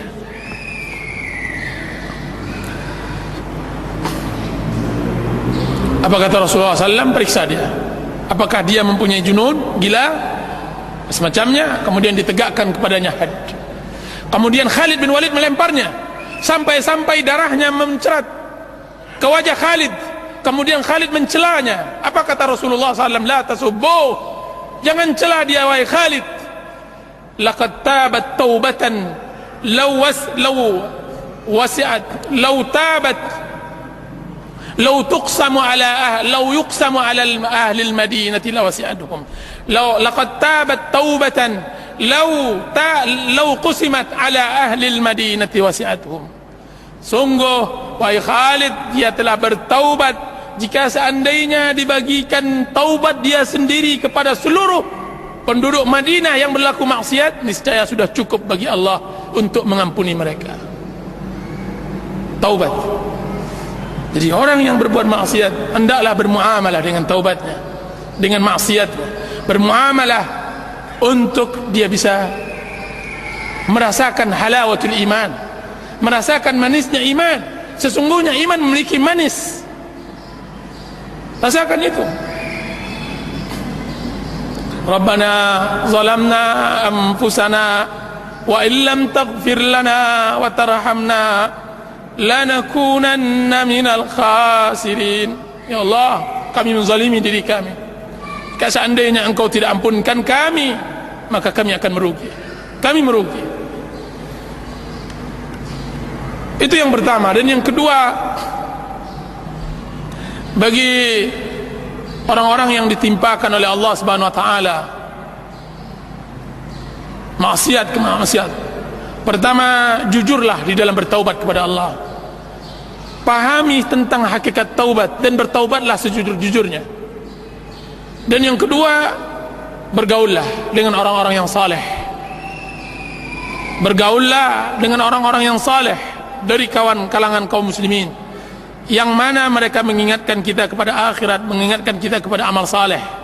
Dan jauhilah qurana'us su', teman-teman yang buruk. Dan sering-seringlah untuk duduk di tempat-tempat yang bersih, di masjid-masjid Allah, di kajian-kajian ilmu. Dan hiduplah bersama salaf, bersama sahabat Rasulullah SAW, bersama tabi'in. Bacalah sejarah mereka, hiduplah. Sesungguhnya menyibukkan diri dengan hal itu akan menghilangkan maksiat kita kepada Allah. Maksiat muncul karena kekosongan hati. Maksiat itu datang karena kita tidak menegakkan kebenaran pada waktu itu. Qul ja'al haqq wa zahaqal batil innal batila kana zahuqa. Ketika kebenaran kita tidak tegakkan, maka datang kebatilan akan menyerang. Pasukan kebatilan akan menyerang diri kita. Maka sibukkan diri dengan kebenaran. Hadiri majlis ta'lim. Penuhi diri kita dengan zikir kepada Allah, dengan salat 5 waktu, dengan berbicara dan berbincang, mengingat akhirat bersama orang-orang saleh, membaca buku, menjadwalkan untuk sosial, menziarah orang sakit. Sibukkan diri, berziarah kubur, berinfak, bersedekah, bergotong royong, pergi ke tempat-tempat kesedihan orang-orang yang ditimpakan musibah. Berangkatlah, sibukkan diri anda dengan itu. Di Madinah ada seorang pemuda yang mana dia menadarkan dirinya setiap asar dia harus berangkat ke mustashfa, ke rumah sakit. Berangkat, dia enggak memiliki harta seperti anda, fakir, miskin. Dia mengatakan, saya tidak memiliki harta untuk bisa saya sedekahkan. Saya juga tidak punya keahlian yang saya bisa sedekahkan untuk Allah. Akan tetapi saya mempunyai kata-kata, sedikit kata-kata untuk bisa memberi pembalut kesedihan orang-orang yang sakit.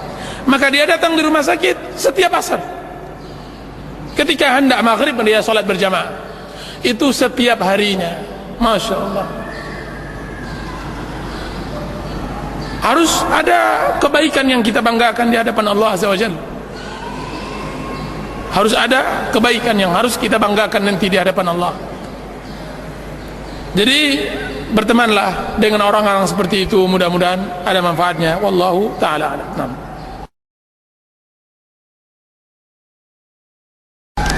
Pertama saya katakan bahwa waktu-waktu yang mustajab ketika kita hendak belajar beribadah, saya mengatakan belajar beribadah dari doa. Belajarlah kita beribadah dari doa, kemudian kita tingkatkan dari salat dan semacamnya. Sulit kita salat khusyuk, dan dia adalah zaman akhir. Sebagaimana Rasulullah SAW katakan akan datang nanti di akhir zaman, sebanyak itu orang salat, sebanyak itu pula yang tidak ada yang khusyuk. Sebanyak itu pula yang tidak khusyuk. Bagaimana khusyuk? Hati masih kuat ikatannya dengan dunia, dengan harta. Maka jika seandainya kita mulai dari doa, maka alangkah mudahnya untuk belajar beribadah dari doa. Maka cari waktu-waktu yang mustajab. Ibnu Qayyim rahimahullah mengatakan, orang yang berdoa persis seperti orang yang memanah. Orang yang memanah, pertama harus ada sasaran. Yang kedua harus ada panah yang lurus, panah yang lurus, busur yang benar. Dan yang ketiga harus ada tenaga yang menarik panah tersebut sehingga dia akan meluncur keras tepat pada sasarannya. Tiga syarat ini harus ada dimiliki oleh seseorang untuk dimustajabkan doanya oleh Allah Azza wa Jalla. Maka sasarannya adalah Allah. Sasarannya adalah Allah. Hendaklah dia berdoa kepada Allah Azza wa Jalla dan tidak berdoa kepada selainnya. Karena berdoa kepada selainnya adalah kelemahan, adalah kehinaan. Dan yang kedua, busurnya yang lurus adalah doa yang datang dari Rasulullah SAW. Banyak orang sekarang berdoa, mengarang-arang doanya, tidak sampai, tidak benar. Zaman sekarang musim berdoa, banyak orang berdoa tidak benar doanya. Ya Allah, berikanlah aku harta yang banyak. Ya Allah, masukkan anak saya ke sekolah anu dan sekolah anu. Ya Allah, berikan saya istri begini dan subhanallah. Siapa tahu, siapa yang engkau dari mana engkau tahu bahwa kekayaan yang nanti Allah berikan akan memberi manfaat kepada anda?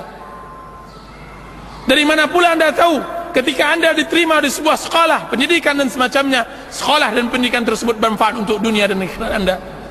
Berdoalah sesuai dengan doa Rasulullah SAW, doa yang ada di dalam Al-Quran atau Sunnah Rasulullah, karena dia adalah busur yang kokoh. Dan cobalah memahami sedikit demi sedikit doa.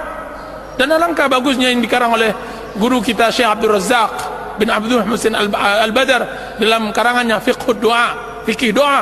Pahami di sana bagaimana fikih doanya Rasulullah SAW. Dan yang ketiga, tarikan kekuatan tersebut adalah dorongan kepentingan. Seseorang yang tidak mau penting, tidak butuh dengan doa tersebut, bagaimana dia akan khusyuk? Yang akan bisa dikabulkan oleh Allah Azza wa Jalla benar-benar ada orang terdesak, orang-orang yang sangat membutuhkan, orang-orang yang memang sangat menginginkan terrealisasinya doa yang dia sanjatkan tersebut. Jadi kekuatan itu. Apa kata Ibnu Qayyim? Tidaklah tercipta tiga syarat ini kecuali Allah Subhanahu wa taala akan kabulkan doanya. Maka Allah akan kabulkan doanya. Bagaimana kalau seandainya tidak dia dapatkan pengaruh pengkabulan itu? Maka kita katakan Allah memberikan tiga pahala, tiga keutamaan bagi orang yang berdoa. Kalau Allah tidak kabulkan, berarti Allah jauhkan musibah setimpal dengan doa yang dia lakukan tersebut. Misalnya, dia berdoa kepada Allah untuk mendapatkan mobil Mercedes. Ya Allah, berikanlah mobil Mercedes. Tetangga sebelah sudah mendapatkan mobil Mercedes pula, misalnya begitu. Dan bermunajat dan serius dia memintanya. Seorang mukmin kalau tidak dikabulkan, wah udah 10 tahun saya berdoa Ustaz untuk mendapatkan mobil Mercedes. Jangankan Mercedes, istri memang Sides namanya. Istri dapat, akan tapi Mercedesnya tidak dapat. Maka kita katakan absyir, bergembiralah engkau wahai muslim. Kalau tidak Allah kabulkan doa anda, maka Allah Allah akan gantikan dengan musibah yang seharusnya menimpa Anda tidak jadi musibah. Ini yang kadang-kadang kita kurang pahami. Kita katakan bahwa jauhnya seseorang dari musibah itu tidak sebuah kenikmatan. Kenapa? Karena kita tidak pernah menghayati. Saya punya kawan, dia mengatakan begini. Apa katanya? Alhamdulillah. Barusan dia baru balik dari kendaraan motornya. Qadarullah Ustaz, satu senti lagi kalau seandainya saya tidak kuat pegang. Saya kebetulan ingin mendahului sebuah truk. Tiba-tiba di depan saya truk pengangkat motor yang panjang itu lewat dengan kecepatan kuat, cepat. Kemudian kata dia hanya sejengkal, tidak 1 senti. Kalau seandainya dia tidak kokoh memegang stang motornya, mungkin saya sudah di rumah sakit. Kalaupun saya hidup maka akan keluar 60 juta insyaallah ta'ala. Sekarang alhamdulillah saya selamat. Kita kadang-kadang kurang mensyukuri nikmat 60 juta yang baru diberikan oleh Allah Azza wa Jalla. Dengan apa? Dengan diselamatkan oleh Allah Azza wa Jalla dari musibah tersebut. Anda baru dapatkan uang 60 juta diberikan oleh Allah Azza wa Jalla. Dari mana itu? Qadar Allah, mungkin dari doa yang kita inginkan.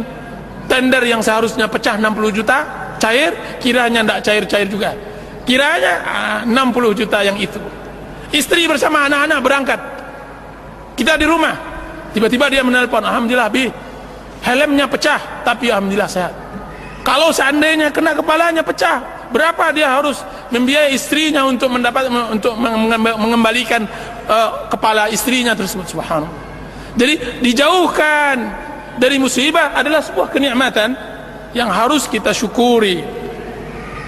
Jadi berdoa kepada Allah dengan 3 syarat tersebut, mudah-mudahan kita bisa syarah lebih dari itu. Masya Allah.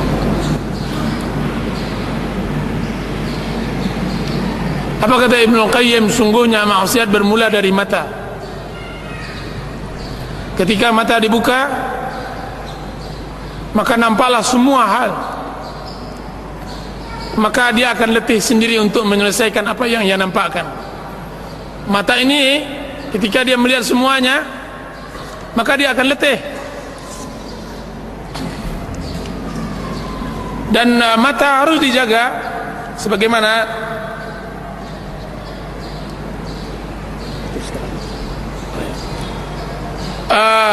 sebagaimana yang diperintahkan oleh Allah Subhanahu wa taala kepada kaum mukminin dan mukminat. Qul lil mu'minina ay yaghuddu min absarihim wa yahfazu furujahum. Katakan kepada kaum mukminin untuk menjaga mata mereka, yughad. Dan ini musibah di zaman kita sekarang karena zaman fitnah. Apa kata salaf? Hendaklah zaman sekarang seorang muslim berkhalwat di rumahnya. Akan tapi jika seandainya di rumahnya juga tidak ada maksiat. Kalau seandainya ada maksiat, maka dia keluar dari mulut harimau masuk ke mulut buaya. Kalau seandainya tidak ada di rumahnya maksiat pula, karena maksiat di rumah kadang-kadang lebih berbahaya daripada maksiat di luar. Yang nampak di jalan jauh lebih berbahaya yang nampak di kamar. Maksiat TV, maksiat lain-lainnya yang Masya Allah di zaman fitnah seperti sekarang ini. Apa yang harus dilakukan oleh seorang muslim ketika ditimpakan seperti itu? Pertama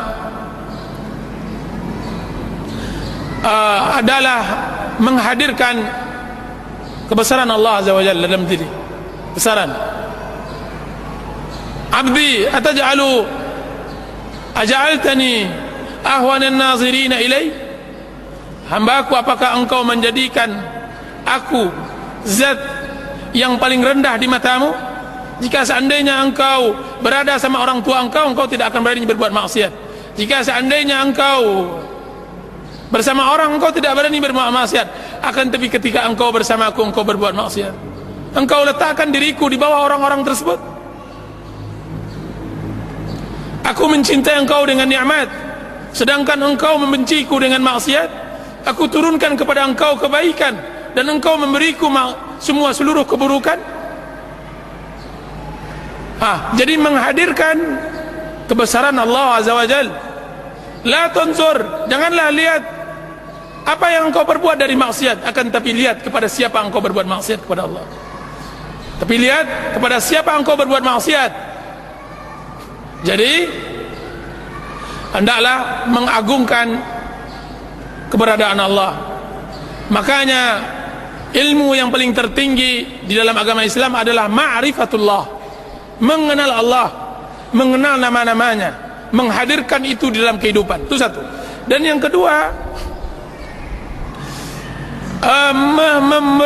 memberikan keyakinan kepada kalbu, ke dalam hati, bahwa apa yang dipandang tidak akan bisa mendapatkan kenikmatan, bahkan yang dia dapatkan adalah dosa. Semua dosa, apa yang kita pandang tidak akan memberikan apa-apa, kecuali hanya kesibukan diri untuk memikirkan tersebut dan lalai dari ibadah pada Allah Azza wa Jalla. Yang kalau seandainya kita tidak lihat tidak merugi, akan tapi dia adalah waswas syaitan, dia adalah khutuwatus syaitan, langkah syaitan yang menggoda, yang harus kita berlindung kepadanya. Dan yang ketiga, berarti kita ditimpakan oleh sebuah penyakit, yaitu maradus syahawat, penyakit syahwat. Berarti seseorang tersebut ditimpakan penyakit syahwat. Manusia kebanyakannya ditimpa dua penyakit, penyakit syahwat atau syubhat. Orang yang seperti kita ini, yang ditanyakan seperti itu, adalah penyakit, ditimpakan penyakit syahwat. Maka membersihkannya, sabunlah ia dengan istighfar. Kalau memang sulit untuk istighfar, maka panaskan ia dengan bersempuh dan bertawakal kepada Allah Aziz dan Jalal. Jika seandainya juga tidak bisa, maka hendaklah dibelikan pembersih. Kalau tidak cukup untuk pembersih pakaian, maka pembersih lantai, dengan bersempuh di hadapan Allah Azza wa Jal, dengan mengakui kelemahan diri dan membesarkan dan mengagungkan Allah Azza wa Jal. Jadi hendaklah seorang muslim benar-benar penyakit hatinya itu harus diobat. Ibnul Qayyim rahimahullah mengarang kitab Al-Jawabul Kafi liman sa'ala an dawa'is syafi, jawaban yang puas bagi orang yang bertanya untuk sebuah obat yang bisa menyembuhkan. Atau dalam karangannya dengan judulnya yang berbeda tapi buku yang sama, yaitu Ad-Da' wa Dawa, obat dan penyakitnya, atau penyakit dan obatnya. Dan itu buku tersebut menerangkan tentang jawaban dari pertanyaan yang ditanya oleh saudara kita ini. Wallahu ta'ala alam. Hendaklah dibaca buku itu.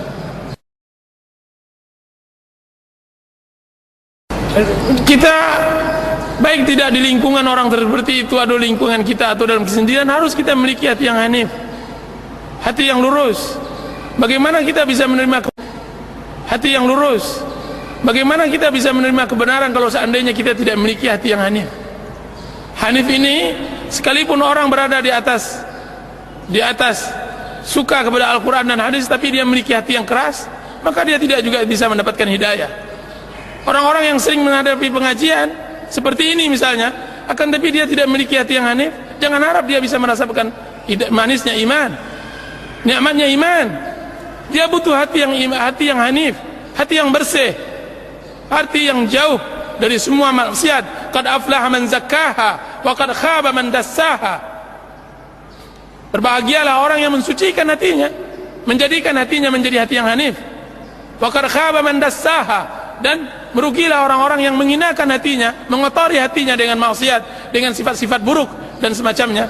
Ada buku yang paling bagus dalam masalah ini, kitab Mukhtasar Minhajul Qasidin karangan Ibnu Qudamah rahimahullahu taala, dan ini sangat bagus dibaca. Atau kitab Madarijus Salikin karangan Ibnu Qayyim rahimahullahu taala. Jadi seorang muslim hendaklah memiliki hati yang hanif. Akan tapi kalau seandainya hendak berdakwah di masyarakat, maka hendaklah dia menggunakan ayat Allah Subhanahu wa taala, ud'u ila sabili rabbika bil hikmati wal mau'izatil hasanah. Hendaklah berdakwah, engkau berdakwah kepada jalan Allah Subhanahu wa taala dengan hikmah dan mau'izatil hasanah. Hikmah harus dengan hikmah, dengan kata-kata lembut. Sesungguhnya ucapan lembut kita, ucapan baik kita lebih banyak mengena daripada ucapan yang kasar, yang keras. Walau kunta fazzan ghalizal qalbi lam faddu min hawlik. Jika seandainya engkau keras hati, tidak peduli dengan orang lain, lam faddu min hawlik, niscaya mereka akan lari dari dirimu. Jadi kita harus berdakwah dengan ilmu dan akhlak. Dengan ilmu, dengan akhlak. Ada sebagian orang berilmu akan tapi tidak berakhlak. Ada sebagian orang beragama tapi tidak berakhlak. Apa buktinya? Sabda Rasulullah SAW kepada setiap wali wanita untuk berhati-hati memilih pemudanya, untuk berhati-hati memilih suaminya, calon suaminya. Rasulullah SAW bersabda, diriwayatkan oleh Imam Tirmidzi dan hadis itu sahih, "Idza ja'akum man tardawna dinahu wa khuluqah fazawwijuhu. Illa taf'aluhu takun fitnatun fil ardi wa fasadun 'arid." Jika seandainya datang kepada kalian, wahai orang tua wanita, wahai orang tua wali-wali gadis, laki-laki yang engkau relakan agama dan akhlaknya. Lihat, Rasulullah membedakan antara agama dan akhlak. Karena banyak orang yang beragama duduk di pengajian akan tapi lari dari hutang, tidak mau bayar hutang. Ada yang masya Allah akhlaknya seperti akhlak binatang. Benar, hatinya belum masuk iman. Qalatil Arabu amanna. Orang-orang Arab dalam surat Muhammad dikatakan qalatil Hujurat, qalatil Arabu amanna qul lam tu'minu walakin qulu aslamna. Orang-orang Arab mengatakan kami telah beriman. Allah mengatakan belum lagi beriman, belum lagi masuk iman dalam hatinya. Baginya hutang baginya mudah. Ada sebagian orang yang sering mengaji akan tapi kasar terhadap istrinya, tidak mengerti tentang hak dan kewajiban, tidak mengerti tentang hak tetangga dan semacamnya. Ada orang yang sering mengaji akan tapi tidak mengerti tentang akhlak yang baik. Dan mudah-mudahan yang hadir di sini tidak ada satupun dari apa yang saya sebutkan ini. Berarti seorang muslim harus pandai agamanya dan baik akhlaknya. Ada seorang wanita datang kepada saya, sekarang saya baru tahu ya Ustaz, menyesal saya memilih laki-laki yang masya Allah. Saya lihat penampilannya sunnah, multazim, akan tapi demi Allah dia tidak pernah membahagiakan satu hari dalam hidup saya. Dia hanya bisa mengerti menuntut, dia hanya bisa mengerti meminta, kan tapi tidak pernah memberi. Dia hanya bisa mengerti memukul, kan tapi tidak pernah maafkan. Dia hanya bisa mengerti apa untuknya, kan tapi tidak pernah apa antasnya. Dan ini akhlak yang tidak baik. Dan ini harus kita robah. Dengan apa? Dengan hati yang bersih. Perbaiki akhlak kita, perbaiki agama kita. Mudah-mudahan Allah Subhanahu wa taala merahmati kita. Wallahu taala alam. Yang kita takutkan adalah su'ul khatimah, ya ikhwan. Su'ul khatimah diriwayatkan oleh Abu Dawud dan disebutkan di dalam kitab Jami' Ulum wal Hikam karangan Ibnu Rajab, hadis sahih yang juga diriwayatkan oleh Imam Bukhari dalam kitab Adabul Mufrad, bahwasanya Rasulullah SAW bersabda, "Inna ahadakum la ya'malu bi amali ahli jannah hatta la yakunu bainahu wa bainal jannati illa dhira' fayasbiqu alaihi alkitab fayamalu bi amali ahli an-nar fayadkhuluha." Sesungguhnya salah seorang kalian beramal dengan amalan penduduk surga, kemudian kitab mendahulinya, kemudian membuat dia beramal untuk sehingga antaranya dengan surga tersebut hanya sebatas tinggal satu depa lagi, sampai kitab menentukan lain kepadanya, kemudian dia beramal dengan penduduk neraka, kemudian dia masuk neraka tersebut. Wa inna ahadakum la ya'malu bi amali ahli an-nar hatta la yakunu bainahu wa bainal an-nari illa dhira'. Sungguhnya salah seorang kalian beramal dengan amalan penduduk neraka sampai antaranya dengan neraka tersebut hanya tinggal satu depa, satu jengkal masuk neraka. Fayasbiqu alaihi kitab, kemudian kitab menerangkan lain padanya, menentukan lain. Fayamalu bi amali ahli jannah, kemudian dia mengamalkan sekali dengan amalan penduduk surga, kemudian memasukinya. Disebutkan tambahan riwayat tersebut oleh Imam Bukhari dalam kitab Adabul Mufrad, beliau mengatakan fima yabdu linnas Kiranya orang yang pertama yang beramal dengan amalan surga dan akhirnya masuk neraka itu adalah orang yang beramal tapi tidak dalam hati, hanya untuk nampak oleh manusia, tidak pernah sepenuh hatinya. Salatnya hanya ketika dilihat oleh orang, tidak pernah khusyuk, tidak pernah hadir. Kajiannya hanya sungkan, hanya karena hendak bertemu dengan kawan-kawan, kan, tapi tidak hanya untuk menyempit-nyempitkan bumi saja, hanya memperbanyak bilangan, akan tapi tidak menambah kualitas. Ini orang yang beramal seperti ini tidak baik. Dia adalah sampah bumi, dan ini berbahaya. Ikhwan, kita beragama Islam harus dari hati, datang ke sini harus dengan hati. Jika seandainya hati ini tidak baik, maka tidak baiklah. Inna fil jasadi mudghah, sesungguhnya di dalam jasad itu ada satu gumpalan. Idza saluhal jasadu kulluh, jika seandainya dia baik, baik pula semuanya. Jadi kalau seandainya tidak mau mendapatkan su'ul khatimah, maka hendaklah beramal ikhlas kepada Allah. Dan alangkah sulitnya ikhlas, Dan yang kedua, beramallah berbaik, berbuat baiklah. Apa kata Allah Subhanahu wa taala? Wa amma man saddaqa wa amma man bakhila wastaghna wa kadzdzaba bil husna fasanuyassiruhu lil usra. Siapa yang bakhil, siapa yang merasakan dirinya cukup di dalam hidupnya, berarti kami akan susahkan hidupnya, akan jadikan dia sulul khatimah. Wa amma man a'ta wattaqa wa saddaqa bil husna, sedangkan orang yang memberi, bersedekah dan bertakwa dan mempercayai hari akhirat, kami akan mudahkan untuknya kebaikan. Berarti kita beramal hari ini, hadir di majlis ta'lim hari ini untuk mendapatkan husnul khatimah, agar dimudahkan oleh Allah Subhanahu wa taala. Apa kata Sufyanus Tsauri ketika beliau hendak meninggal? Ketika datang anak-anak cucunya, apa katanya? Diamlah kalian. Ketika ditanya kepada oleh cucu-cucunya, wahai ayah, kenapa engkau menangis? Wahai kakek, kenapa engkau menangis? Apa kata cucunya tersebut? Wahai ayah, kenapa engkau menangis sedangkan engkau imam, engkau ulama?